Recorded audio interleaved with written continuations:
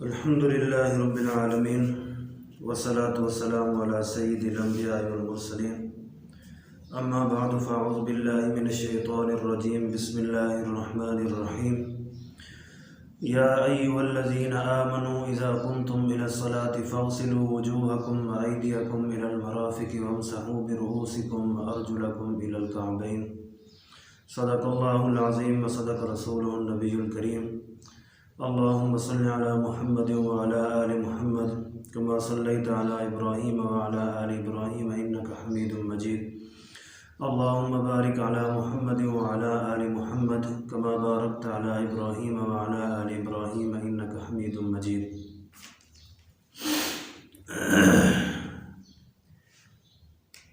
آپ لوگوں کے سامنے میں نے قرآن مجید میں سے ایک آیت تلاوت کی ہے، اور اس آیت میں قرآن کریم میں یہ ارشاد فرمایا ہے، وضو کے متعلق 4 باتیں ارشاد فرمائی ہیں کہ جب تم وضو کرنے کا ارادہ کرو، یعنی کہ نماز پڑھنے لگو، نماز پڑھنے کا ارادہ ہو تو جب تم پھر وضو کرو تو سب سے پہلے آپ اپنے چہرے کو دھو لو، اس کے بعد اپنے ہاتھوں کو کوہنیوں سمیت دھو لو، اس کے بعد سر کا مسح کرنا ہے، اس کے بعد پھر اپنے پاؤں کو دھونا ہے۔ تو پاؤں کو دھونا یہ اس صورت میں ہے جب آپ نے پاؤں پر موزے نہ پہنے ہوں۔ اگر آپ نے پاؤں میں موزے پہنے ہوئے ہیں، ایسے موزے ہیں جنہوں نے آپ کے پاؤں کو پورے ٹخنوں سمیت اگر ڈھانپ رکھا ہے تو پھر آپ اس موزے پر مسح فرما سکتے ہیں۔ اور اس کے متعلق احادیث بھی ہیں، تو اس پر خاص طور پر کسی کا اختلاف نہیں ہے، عام طور پر سب لوگ اس پر متفق ہیں کہ موزے پر مسح کرنا چاہیے۔ تو اس پر میں 2-3 حدیثیں پیش کر دیتا ہوں، پھر آگے بڑھتے ہیں اپنے مقصد کی طرف جس کے لیے میں نے یہ ویڈیو بنانی ہے، بات عرض کرنی ہے، پھر آگے بات کرتے ہیں۔ جب ہم موزے پر جو ہم مسح کرتے ہیں اس پر احادیث ہیں۔ حدیث نمبر 1 یہ بخاری کے اندر باب المسح علی الخفین کے اندر یہ حدیث موجود ہے۔ حضرت مغیرہ بن شعبہ رضی اللہ تعالی عنہ یہ فرماتے ہیں کہ رسول اللہ صلی اللہ علیہ وآلہ وسلم قضاء حاجت کے لیے تشریف لے گئے۔ جب واپس آئے تو میں نے ان کو پانی پیش کیا تو حضور نے وضو فرمایا، چہرہ دھویا، اپنے ہاتھ دھوئے، پھر سر کا مسح کیا، اور جب پاؤں کی باری آئی تو آپ نے موزے پہنے ہوئے تھے تو ان موزوں پر آپ نے مسح فرما لیا۔ حدیث نمبر 2 حضرت جریر رضی اللہ تعالیٰ عنہ یہ صحابی ہیں، انہوں نے وضو فرمایا تو چہرہ دھویا، ہاتھ دھویا، سر پر مسح کیا، تو جب پاؤں کی باری آئی تو انہوں نے موزے پہنے ہوئے تھے تو موزوں پر مسح فرما لیا۔ فقیلا ان سے کسی نے پوچھا کہ تم نے ایسا کیوں کیا ہے؟ تو اس نے کہا کہ میں نے رسول اللہ صلی اللہ علیہ وآلہ وسلم کو دیکھا ہے، انہوں نے وضو فرمایا، اپنا چہرہ دھویا، ہاتھ دھوئے، سر پر مسح کیا، تو جب پاؤں کی باری آئی تو موزے پہنے ہوئے تھے تو موزوں پر آپ نے مسح فرما لیا۔ تو یہ میں نے 2 حدیثیں پیش کی ہیں، اس کا مطلب یہ نہیں کہ حدیثیں اور نہیں ہیں، حدیثیں اور بھی ہیں، لیکن یہ چند 2 حدیثیں صرف آپ لوگوں کے سامنے پیش کی ہیں۔ لیکن اب بڑھتے ہیں اصل مسئلے کی طرف جس پر میں نے بات کرنی ہے کہ آج کل مسئلہ چل رہا ہے کہ جرابوں پر، آج کے دور میں یہ جو جرابیں ہیں، سوتی اونی جرابیں یہ جو ہیں ہم پہنتے ہیں، کیا ان پر مسح کرنا جائز ہے یا نہیں ہے؟ ان پر آج کل بہت سے لوگ کھپ ڈال رہے ہیں کہ ان پر مسح کرنا جائز ہے، مسح کرنا ٹھیک ہے، ان پر مسح کر سکتے ہیں، لیکن ان پر آپ ہرگز مسح نہیں کر سکتے، یہ جائز نہیں ہے۔ اگر کسی نے جرابوں پر مسح کیا اور پھر نماز پڑھی تو اس کی نماز نہیں ہوگی، اس نماز کو لوٹانا ضروری ہے۔ تو یہ جو لوگ کہتے ہیں کہ اس پر ہمارے پاس دلائل ہیں، احادیث ہیں، ایسی کوئی بھی حدیث موجود نہیں ہے صحیح احادیث جو رسول اللہ صلی اللہ علیہ وآلہ وسلم تک پہنچتی ہو جرابوں پر مسح کرنے کی۔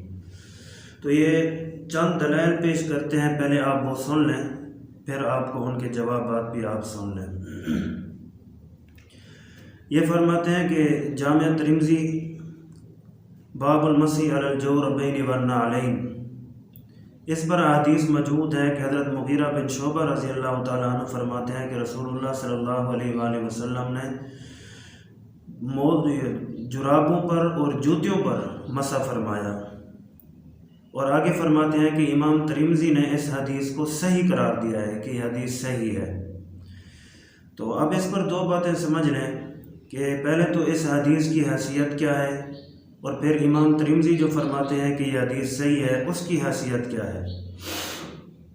امام ابو بکر البیہقی جن کی وفات ہے 458 ہجری میں، یہ فرماتے ہیں ذاک حدیث منکر، یہ حدیث منکر ہے، یہ حدیث صحیح نہیں ہے۔ اس حدیث کو محدثین نے ضعیف کہا ہے، بہت سارے محدثین نے ضعیف کہا ہے۔ کس نے؟ سفیان ثوری و عبد الرحمن المہدی و احمد بن حنبل و یحییٰ بن معین و علی بن مدینی و مسلم بن حجاج۔ اب ان محدثین نے اس حدیث کو ضعیف قرار دیا ہے، سفیان ثوری، عبد الرحمن المہدی و احمد بن حنبل و یحییٰ بن معین و علی بن مدین و مسلم بن حجاج۔ اب ان لوگوں نے اس حدیث کو ضعیف قرار دیا ہے۔ اور نمبر 2، حضرت امام نووی جو صحیح مسلم کے شارح ہیں، یہ بھی فرماتے ہیں کہ یہ حدیث ضعیف ہے۔ اس حدیث کے حفاظ نے اس حدیث کو ضعیف قرار دیا ہے، اور آگے انہوں نے امام بیہقی کا حوالہ دیا ہے کہ جن فقہا کو، جن محدثین کا نام امام بیہقی نے لیا ہے، پھر ان محدثین کا نام امام نووی نے بھی لیا ہے۔ آگے پھر آپ سمجھ لیں کہ غیر مقلد عالم عبد الرحمن مبارک پوری، انہوں نے ترمذی کی شرح کی ہے تحفۃ الحافظی۔ وہ کہتے ہیں کہ بہت سے محدثین و ائمہ کرام نے اس حدیث کو ضعیف قرار دیا ہے۔ آپ دیکھ لیں کہ کتنے فقہاء کرام، کتنے محدثین نے اس حدیث کو ضعیف قرار دیا ہے۔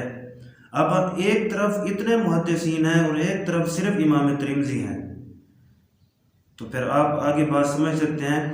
اب دیکھ لیں ذرا، یہ بات بھی سمجھ لیں کہ جنہوں نے اس حدیث کو ضعیف قرار دیا ہے، یہ پہلے کے ہیں یا امام ترمذی پہلے کے ہیں؟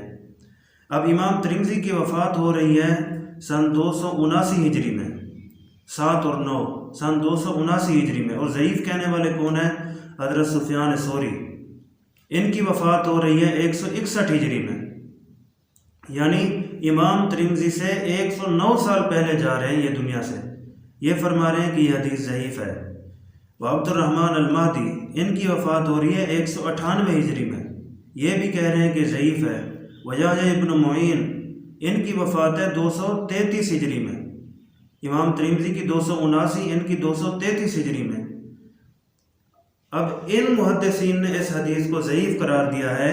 اب اس حدیث پر تبصرہ کرتے ہیں امام نووی رحمۃ اللہ علیہ۔ وہ فرماتے ہیں کہ ایک طرف اتنے بڑے بڑے محدثین ہیں اور ایک طرف صرف امام ترمذی ہیں۔ جب ایک طرف اتنے بڑے بڑے محدثین فرما رہے ہیں کہ یہ حدیث ضعیف ہے، اور اہل معرفت کا یہ ہے کہ اگر ان میں سے ایک بھی کہہ دیتا کہ یہ حدیث ضعیف ہے، ہم پھر بھی اس کی بات لیتے، امام ترمذی کی بات نہیں لیتے۔ لیکن یہاں ایک نہیں، یہاں تو 5-6 کہہ رہے ہیں، یہاں تو 5-6 کہہ رہے ہیں کہ یہ حدیث ضعیف ہے۔ اور آگے خود ان کے غیر مقلد عالم عبد الرحمن مبارک پوری، وہ بھی یہی فرماتے ہیں کہ ایک طرف اتنے بڑے بڑے محدثین ہیں اور دوسری طرف امام ترمذی ہیں۔ میری رائے کے مطابق امام ترمذی کی رائے سے ان جو محدثین نے ضعیف کہا ہے، ان کی رائے میرے ہاں مقدم، اعلیٰ، افضل اور بہتر ہے، یہ فرما رہے ہیں۔ اور دوسری بات اس حدیث کی جو حیثیت ہے، اب اس حدیث میں صرف یہ نہیں ہے کہ جرابوں پر مسح کرنا ہے، اس حدیث میں والنعلین، جوتے پر مسح کا بھی ذکر ہے، جوتے پر مسح کا بھی ذکر ہے۔ اور آج کے دور میں کوئی کہہ سکتا ہے کہ جوتے پر مسح بھی جائز ہے، جیسے عام طور پر ہم نے عام جوتے پہنے ہوتے ہیں، یا سلیپر پہنی ہوتی ہے، چپل جوتی پہنی ہوتی ہے، ان پر کوئی مسح کر لے، کہتے ہیں نہیں ان پر مسح جائز نہیں ہے۔ کیوں ان پر کیوں جائز نہیں ہے؟ اگر آپ جراب میں تعویل نہیں کر سکتے، جراب میں تعویل کر رہے ہیں، تو جوتوں میں کیوں نہیں؟ آپ کہتے ہیں کہ جب حضور نے فرما دیا کہ جوتے پیو، جراب پر مسح کرنا جائز ہے، اب اس پر فقہا کہتے ہیں کہ یہ شرطیں لگاتے ہیں، یہ کہاں لکھا ہے؟ اس پر شرطیں لگانا صحیح نہیں ہے، اس پر آپ شرطیں نہ لگائیں۔ اگر جراب پر شرطیں لگانا ٹھیک نہیں ہے تو پھر جوتے پر بھی نہیں ہے۔ پھر جون سا بھی جوتا پہنا ہو، کوئی بھی جوتا ہم نے پہنا ہو، جب حدیث میں آ گیا کہ جوتے پر مسح کرنا چاہیے، پھر جوتا کوئی سا بھی ہو، ہم پھر اس پر مسح کر سکتے ہیں۔ لیکن کہتے ہیں نہیں، تو اس لیے ان کا یہ موقف ہے، جہاں اپنے فائدے کی بات ہے وہاں لے لو، جہاں اپنے فائدے کی بات نہ ہو اس کو چھوڑ دو، یہ ان کا موقف ہے۔ حضرت ابو موسیٰ اشعری سنن ابی داؤد باب المسی علی الجوربین یہ حدیث پیش کرتے ہیں کہ حضرت موسیٰ اشعری رحمۃ انہوں نے فرمایا ہے کہ رسول اللہ صلی اللہ علیہ وآلہ وسلم جوتوں پر اور جرابوں پر مسح فرما لیتے تھے۔ اب یہ حدیث یہ لے رہے ہیں، لیکن یہ حدیث خود امام داؤد فرماتے ہیں کہ یہ حدیث اس کی سنت رسول اللہ صلی اللہ علیہ وآلہ وسلم تک نہیں پہنچتی۔ اب جس بندے کی آپ حدیث لے رہے ہیں وہ خود فرما رہے ہیں کہ یہ حدیث صحیح نہیں ہے، اس حدیث کی سنت حضور تک نہیں پہنچتی۔ جس کی حدیث لے رہے ہیں اس کی الفاظ آپ کیوں نہیں لے رہے؟ خود عبد الرحمن مبارک پوری جن کی وفات 1353 ہجری میں ہے، یہ بھی فرماتے ہیں کہ یہ حدیث صحیح نہیں ہے۔ تو آپ لوگوں نے یہ بات سمجھ لی۔ اب انہوں نے بعض صحابہ کرام کو نقل کیا ہے، بعض صحابہ کرام کا نام لیا ہے کہ وہ بھی جوتوں اور جرابوں پر مسح فرما لیتے تھے۔ سنن ابی داؤد میں یہ حدیث ہے، یہ فرماتے ہیں کہ علی بن ابی طالب و ابن مسعود و برا بن عازب و انس بن مالک و ابو امامہ و سہل بن سعد، انہوں نے ان صحابہ حضرت عمر بن خطاب یعنی چند صحابہ کرام کا انہوں نے نام لیا ہے۔ اب یہ کہتے ہیں کہ انہوں نے جرابوں پر مسح فرما لیتے تھے۔ اب اس کی تھوڑی سی تفصیل آپ نقل ہوئی ہے، آپ تھوڑی سی تفصیل آپ سن لیں کہ جو جرابوں پر مسح فرما لیتے ہیں۔ اب یہ وضاحت فرما لیں کہ جرابیں کون سی ہونی چاہیے۔ یہ جو جرابوں پر میں نے پہلے آپ لوگوں کی سمجھی کہ جراب پر تعویل کرنی چاہیے کہ نہیں کرنی چاہیے، یہ تو کہتے ہیں بس جراب کا ذکر آ گیا پھر کیا لیں، نہیں، ہر جراب پر آپ مسح نہیں کر سکتے۔ آپ اس پر 3 شرطیں سن لیں۔ ایسی جراب ہو جو پانی کو جذب نہ کرتی ہو، یعنی جس طرح چمڑے کا موزہ، یعنی اس کے مقابلے میں اگر ریگزین کا موزہ آ جائے، جیسے ریگزین وہ چمڑے کا تو نہیں ہے لیکن وہ بھی موزے کے برابر آتا ہے، جیسے ان پر ہم مسح کریں تو یہ پانی کو جذب نہیں کرتے، پانی کو جذب نہیں کرتے۔ اسی طرح ایسا کپڑا ہو، ایسا موٹا کپڑا ہو کہ اگر ہم ان پر مسح کریں تو وہ پانی کو جذب نہ کریں، ایسا کپڑا ہو تو پھر آپ اس پر مسح کر سکتے ہیں۔ پھر ایسا کپڑا کہ 1 فرسخ 3 میل یعنی 5.25 کلومیٹر اس کو ہم پیدل پہن کر چلیں تو وہ پھٹے نہیں۔ نمبر 3، پھر ایسا کپڑا ہو جو بغیر کسی باندھنے کے سیدھا کھڑا ہو جائے، بغیر کسی باندھنے کے۔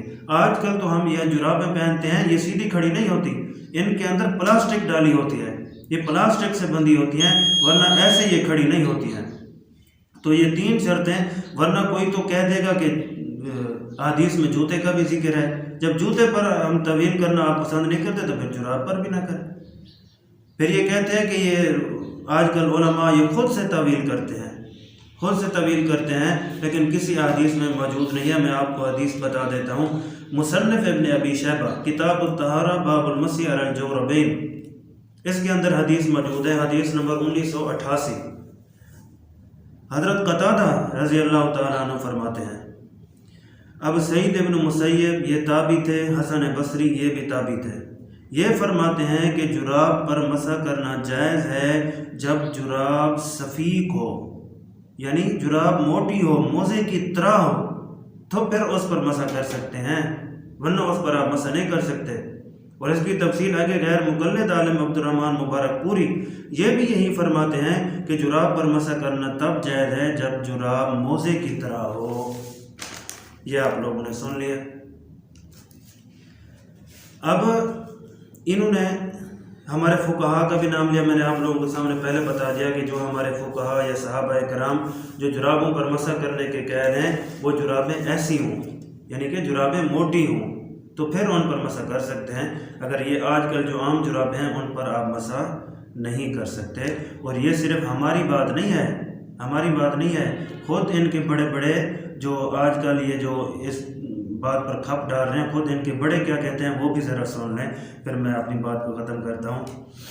غیر مقلد عالم عبد الرحمن مبارک پوری یہ فرماتے ہیں کہ کوئی حدیث ایسی نہیں ہے کہ جراب پر مسح کرنے کی جس پر کوئی کلام نہ ہو، کوئی ایسی نہ ہو جو اللہ کے نبی تک جس کی سند صحیح سلامت پہنچتی ہو کہ جراب پر مسح کرنا جائز ہے، ایسی کوئی حدیث موجود نہیں ہے۔ یہ تحفۃ الافضی میں یہ لکھتے ہیں۔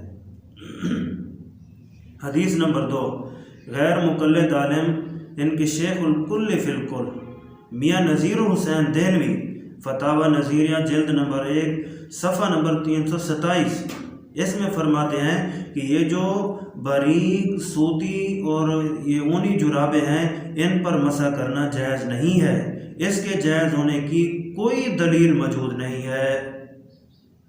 اب دلیل نمبر 2، مولانا ثناء اللہ امرتسری انہوں نے جرابوں پر مسح کرنے کے جواز کا فتویٰ دیا، تو اس کے جواب میں غیر مقلد عالم ابو سعید شرف الدین دہلوی فتاوی ثنائیہ جلد نمبر 1 صفحہ نمبر 439 اس میں وہ تحریر فرماتے ہیں کہ جراب پر مسح کرنے کا مسئلہ معرکۃ الآراء ہے، اور مولانا نے جو کچھ لکھا ہے کہ جراب پر مسح کرنا جائز ہے فلاں یہ فرماتے ہیں کہ یہ مسلک صحیح نہیں ہے، کیونکہ اس کی کوئی بھی صحیح حدیث موجود نہیں ہے، نہ ہی اس کی پھر کوئی قرآن میں موجود ہے، نہ کوئی صحیح حدیث موجود ہے، نہ نص قطعی سے ثابت ہے، نہ اجماع سے ثابت ہے۔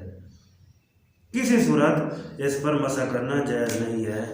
تو یہ میں نے چند باتیں آپ لوگوں کے سامنے پیش کی ہیں جو انہوں نے دلائل دیے تھے۔ ہمارے کچھ علماء کرام کا نام لیا، کچھ فقہاء کا نام لیا تھا، صحابہ کرام کا نام لیا تھا، تو میں نے آپ لوگوں کے سامنے بتا دیا ہے کہ وہ جو جرابوں پر مسح کرتے تھے وہ یہ عام جرابیں نہیں ہوتی تھیں، بلکہ جرابیں وہ موٹی سفید موزے کی طرح ہوں تو پھر ان پر مسح کرتے تھے۔ ایسے عام جرابوں پر آپ مسح نہیں کر سکتے۔ جو کچھ کہا سنا اللہ تعالیٰ عمل کی توفیق عطا فرمائے۔ امید ہے اللہ تعالیٰ ہمیں بات سمجھنے کی توفیق عطا فرمائے اور احادیث کو صحیح سمجھنے اور اس پر عمل کرنے کی اللہ تعالیٰ ہمیں توفیق عطا فرمائے۔ میں نے آپ لوگوں کے سامنے یہ باتیں عرض کی ہیں۔